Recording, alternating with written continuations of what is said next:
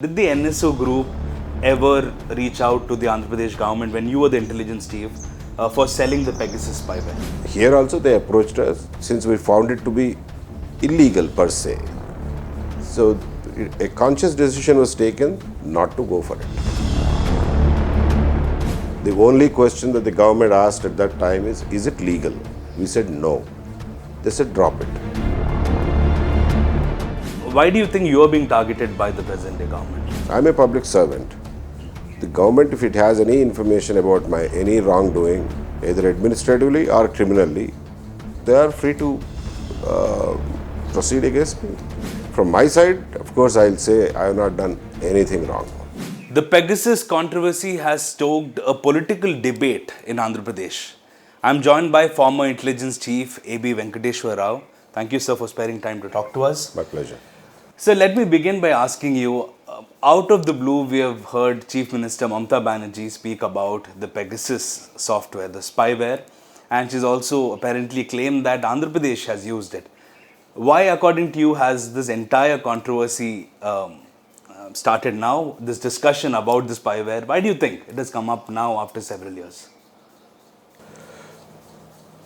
From what I gathered from Calcutta, there was a fierce debate in the West Bengal Assembly about the use and purchase and use of some Pegasus software or other spyware.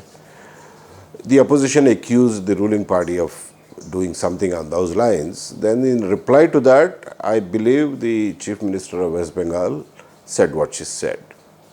So we don't know why it came up suddenly. She has categorically stated that she was approached by the NSO group for the sale of the Pegasus software, whereas you have also categorically clarified that Pegasus was not bought during the time you were the intelligence chief.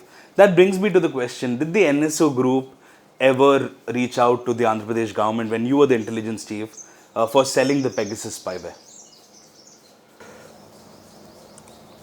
Any equipment manufacturer worth his salt which deals with security equipment reaches out to the various police departments, state as well as central. In every state, there may be a different agency that they approach. In AP also, they approach the police department only. More specifically, if it relates to high technology, cutting edge equipment, they approach the intelligence department. If it is for everyday use, they may approach the DGP office. So, even in West Bengal also, they would have approached the government, means they would have approached the police department only. So, here also they approached us, we looked at it, we had a discussion at the government level, and then since we found it to be illegal per se, so a conscious decision was taken not to go for it. If I can ask, how many rounds of discussions took place and who all were involved from the government side in these negotiations or discussions? It's actually irrelevant. I don't want to bear open the way government functions, especially the intelligence department's working processes. So, to answer your question, yes, and we took a conscious decision not to purchase it. The question was to understand whether or at what stage the government realized that it is illegal to use Pegasus, and was that when you cut off from the NSO negotiations, or initially itself a few rounds later you understood you should not go ahead with the deal? When we briefed the government that such and such technology exists and this is the approximate cost of it, the only question that the government asked at that time is it legal? We said no. They said drop it. Okay. That ends the matter. Okay. Sir, also I would like to ask you, have you or any of your predecessors tried to impress upon the government the need of a spyware like Pegasus? No. I mean, these are all the questions which have already been, I answered you. Like there was a discussion on its legality. When we found it is illegal, the government said no. And we stopped at that. Also, sir, I would like to ask you, they've approached West Bengal and you're saying they approached Andhra Pradesh. Are you aware of any other states they have approached? Or specifically they have chosen few states? Typically, if it's a sensitive equipment, high technology equipment. Neither do we ask them who else has purchased it, nor even if we ask them, they won't answer. So that's the basic rule that these vendors will follow. Okay. Regarding several IPS officers visiting Israel, we've seen government orders that were released which say that Chandra Ladda, N. Shambashiva Rao, former AP, DGP, and in 2014 JV Ramudu, then AP police chief, had also all visited Israel. So, what were these visits for? Are you aware? And also, is there a tendency of the government to understand or reach out to Israel regarding the spyware, or was it unrelated to the spyware at all? Israel is lot more than spyware. Let's be very clear. So it's a company where it's a country where startups are the norm, and I'm not trying to be marketing Israel here, but it's very clear that some of their companies, high technology companies, are competing very successfully with long-standing even American companies, and they are listed on the New York Stock Exchange, and they are highly valued companies. And usually every year, Israel conducts an international seminar or conference, you may call, on cybersecurity. They have a very strong cybersecurity framework. The only country which can be comparatively compared with them is the US and the Western Europe. None of us have a framework anywhere near that. So we very often send officers from various states and central agencies also to attend these conferences and to understand what are the emerging technologies, what are the threats, and how to face them. And this is very common. For decades we've been sending police delegations to Israel, not only Israel, to Western Europe, to the US, to attend international conferences, seminars, this and that. And as far as intelligence department is concerned, we keep sending our officers regularly abroad. Some of them, on the spur of the moment, we have to send them because there's some urgent operation coming up. So try to connect this with this is infantile. Okay, you're saying it is a common practice. It's a very common across practice. states. Yes. Okay. Sir, earlier you had got into a controversy regarding the purchase of aerostat and the unmanned vehicle. Also later your son was dragged into the controversy. Yes. Why do you think you are being targeted by the present day government? I don't know. They may be. I don't know. My only reply is this: I'm a public servant. The government, if it has any information about any wrongdoing, either administratively or criminally, they are free to proceed against me and take necessary action. From my side, of course, I'll say I have not done anything wrong. Sir, in your press conference that you addressed, you had categorically said until May 2019, Pegasus was not bought. Does it raise suspicions whether it was bought after that by the... I'm not in a position to certify one way or the other beyond May 2019, because I can only tell with authority that until May 2019 it was not purchased. I made it very categorical, more so because I was being named and I was being targeted in the public arena that I have purchased it, and the purchase was done at my behest or under my auspices. So I had to clarify that. Sir, as a former intelligence chief, just for the interest of our audience, can you tell us how important is spyware for a government or for the intelligence department? You said because it was illegal, you chose not to go ahead with Pegasus. Yes. Generally, what is the spyware used for by the government, and what is the kind of surveillance that is carried out? We use whatever is legally permitted, whether it is under Telegraph Act or whether it is under... we do more of investigation and analysis rather than doing any illegal intrusion Our job is mainly to do analysis. For that, we have several tools like social media, open source intelligence tools, and like. We have very powerful open source intelligence tools, social media, investigative tools. Okay.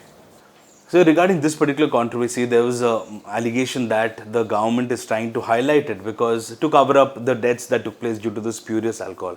Do you think that is the case, or do you think they're genuinely trying to send across a point about the spyware and they're really concerned about what's happening?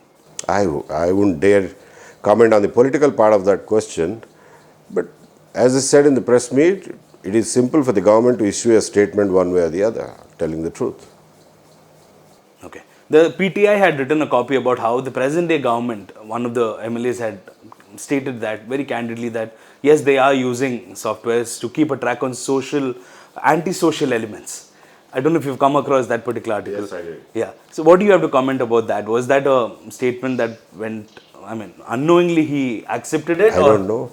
I don't know. Or as a former intelligence chief, do you think it is often used for antisocial elements or their surveillance? I don't know with what information you are saying that. I think the best people that will be able to answer is the government. Okay. About your son, sir, he was dragged into the controversy, and inquiry was happening. Just for the knowledge of our audience, it was said that your son had a startup and he acted as a franchisee for Aerostat. How do you see now after that particular claim came? It's been so many years. How do you respond to this? What happens is you throw mud on somebody, especially because if he is a public servant, there's hardly any way he can actually wash it off. So, since the occasion arose the other day, I clarified some of the things. Some of the basic facts are these. Number one, the equipment that we proposed, which would have saved lives, was never purchased. It was abandoned midway. My son had nothing to do with the purchase. Number three, not a single rupee from the government was paid to buy anything. So there's no question of anybody making a quick buck out of that. Number four, in all the government has instituted a departmental inquiry and also an ACB case on me. Of course, in the administrative inquiry, my son won't figure as one because he's not a public servant. But even in the criminal case, my son is not arraigned as an accused. He's arraigned as a witness. So if he had done anything wrong, he should have been arraigned as an accused, which has not happened. Four, according to the rules, specifically I'm telling you, you can do your research. Rule 2B2 of All India Services Conduct Rules 1968, if an independent son or daughter of an All India Service officer deals with any government contract or any such thing in which the member of service, the All India Service officer, is actually involved, even then there is no bar if he is an independent, financially independent member. So the rule says that even if he had involved himself in this purchase, it was not wrong from the conduct rule point of view.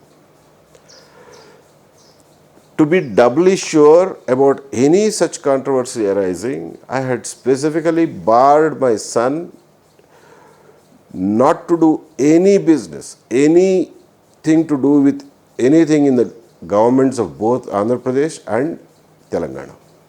So he never ever did any business with either of these governments. Which he also clarified later, saying he has never worked with the government. Never worked with the government. And I gave a 20-page statement on my own, though I was not obliged to make that, to the inquiring officer at the time of my inquiry towards the end of March 2021. You can search for it in the net, you'll find it.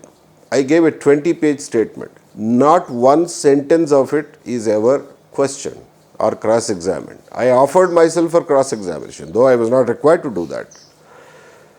I gave a 20-page statement. I said, you cross-examine me on any sentence or any word in this 20 pages. I am ready to answer. Not a single question was asked. So it went unquestioned. So that's the truth. You go and find out, and you'll know. I'm sure you'll do your research. Okay, one last question before I end this interview, sir. Coming back to the first question again, you said NSO had approached the intelligence department went to the government, and then because it was illegal, they said, let's not go ahead with it. When they approached the intelligence department, were you aware that it is an illegal spyware, or was it later that the government decided because it's illegal, let's put an end to it? My question being, despite knowing it was illegal, did you take it to the government? That is my question.